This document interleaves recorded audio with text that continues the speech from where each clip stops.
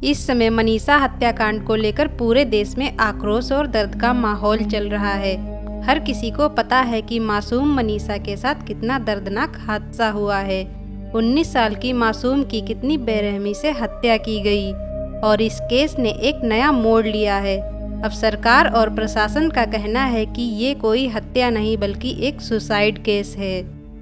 एक suicide note मिला जिससे कि ये पता चला कि उसने जहर पिया, अपना गला काटा और खुद अपने चेहरे पर एसिड डालकर खुद अपने चेहरे को अपने आप जला लिया।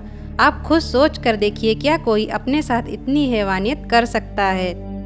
11 अगस्त को मनीषा रोज की तरह घर से तैयार होकर अपने स्कूल के लिए निकल जाती है, जहां वो छोटे छोटे बच्चों को पढ़ाती थी। उसके घर की आर्थिक स्थिति इतनी अच्छी नहीं थी, इसीलिए वो बच्चों को पढ़ाकर अपने घर वालों की कुछ मदद कर देती थी। मनीषा अपने स्कूल पहुंची और बच्चों को पढ़ाया। स्कूल में ही उसे पता चला कि बीएससी नर्सिंग कोर्स के फॉर्म भरे जा रहे हैं, तो उसने सोचा कि क्यों ना मैं भी ये फॉर्म भर दूं। तो मनीषा ने अपने पिताजी को फ़ोन लगाया और बताया कि मुझे नर्सिंग कॉलेज जाना है, इसीलिए आने में आज मुझे थोड़ा लेट हो जाएगा। इसके बाद मनीषा के पिताजी संजय सिंह के फ़ोन पे मनीषा के फ़ोन से शाम को 6 बजे एक मिस कॉल आई। क्योंकि मनीषा अभी तक घर नहीं आई थी, इसीलिए मनीषा के पापा ने कॉल बैक किया, लेकिन मनीषा ने फ़ोन नहीं उठाया। उन्होंने बार बार कोशिश की, लेकिन मनीषा ने एक बार भी उनका फ़ोन नहीं उठाया। जब मनीषा ने कोई भी जवाब नहीं दिया तो उसके घर वालों को चिंता होने लगी, क्योंकि मनीषा कभी भी ऐसा नहीं करती थी। वो इतनी देर तक घर से बाहर नहीं रहती थी और ना ही कभी ऐसा हुआ था कि वो अपने घर वालों का फ़ोन ना उठाए।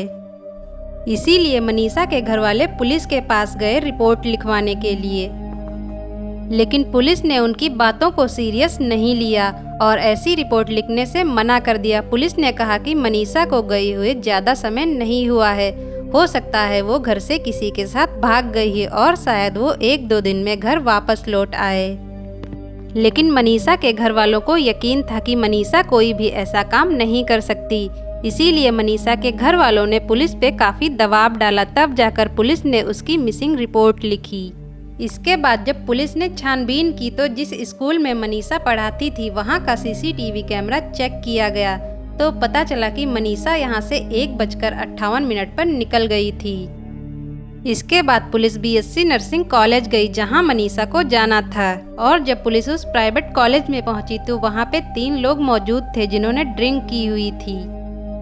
पुलिस ने जब इन तीनों से पूछताछ की तो उन्होंने बताया कि यहाँ पे कोई ऐसी लड़की नहीं आई है। उन्होंने बताया कि आज तो 1 बजे ही कॉलेज बंद हो गया था, यहाँ कोई भी लड़की पूछताछ के लिए नहीं आई थी।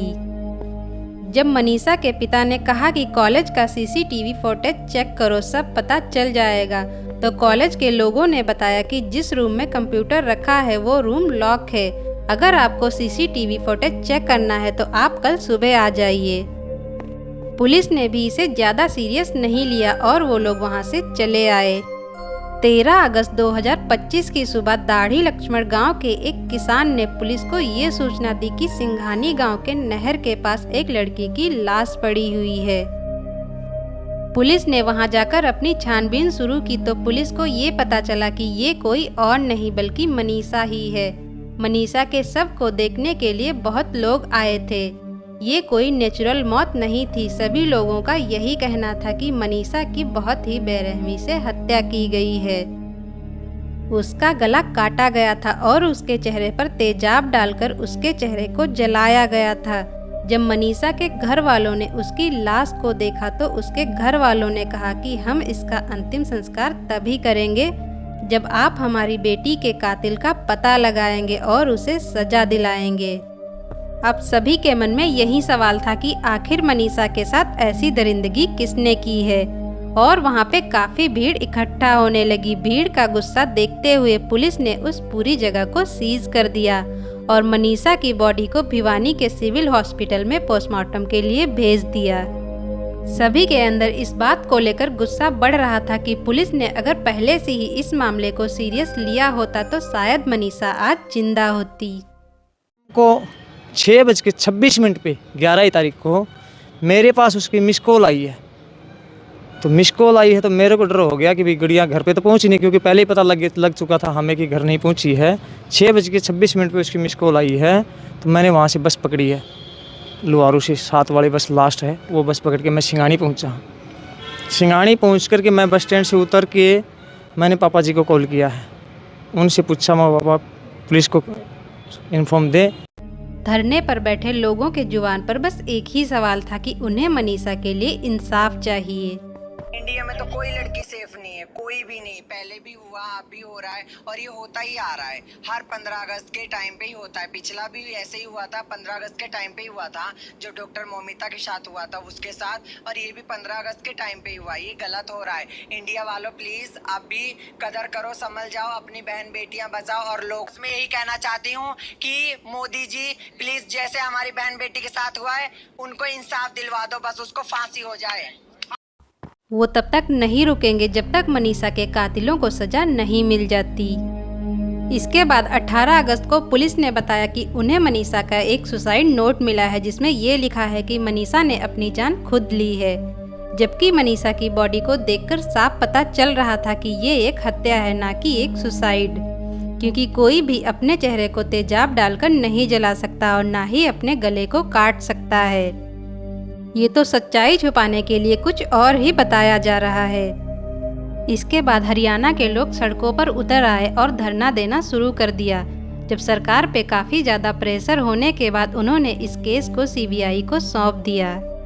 अभी तक मनीषा की जितनी भी फॉरेंसिक रिपोर्ट आई है उससे ये साबित नहीं हुआ है कि मनीषा का रेप हुआ है। अब फाइनली इस डिसीजन के बाद मनीषा के घर वालों ने 21 अगस्त को मनीषा का अंतिम संस्कार कर दिया है, ये उम्मीद रखते हुए कि उसे जरूर न्याय मिलेगा। मैं पढ़ नहीं पाया, यानी भीतर के ऑर्गन गायब है। सच्चाई तो ये है, उसके बच्चे का नहीं गायब है, उसकी किडनी गायब है। 1-2 किलोमीटर के अंदर अंदर ऐसा क्या हो गया कि आसमान से अपराधी उतर गए। उस बेटी के साथ हुआ क्या है, उसकी बच्चेदानी गायब है, उसकी किडनी गायब है, उसके मुंह पे तेजाब डाला जाता है। जितना हार्ड उस बेटी का अगर आप पोस्टमार्टम रिपोर्ट पढ़ेंगे ना तो आप पढ़ नहीं पाएंगे। ये लड़ाई सिर्फ मनीषा के घर वालों की नहीं है, ये लड़ाई है पूरे देश की। हम सबको इसके लिए आवाज़ उठानी चाहिए। आपको क्या लगता है कि मनीषा की हत्या के पीछे किसका हाथ होगा? कमेंट में जस्टिस फॉर मनीषा जरूर लिखें।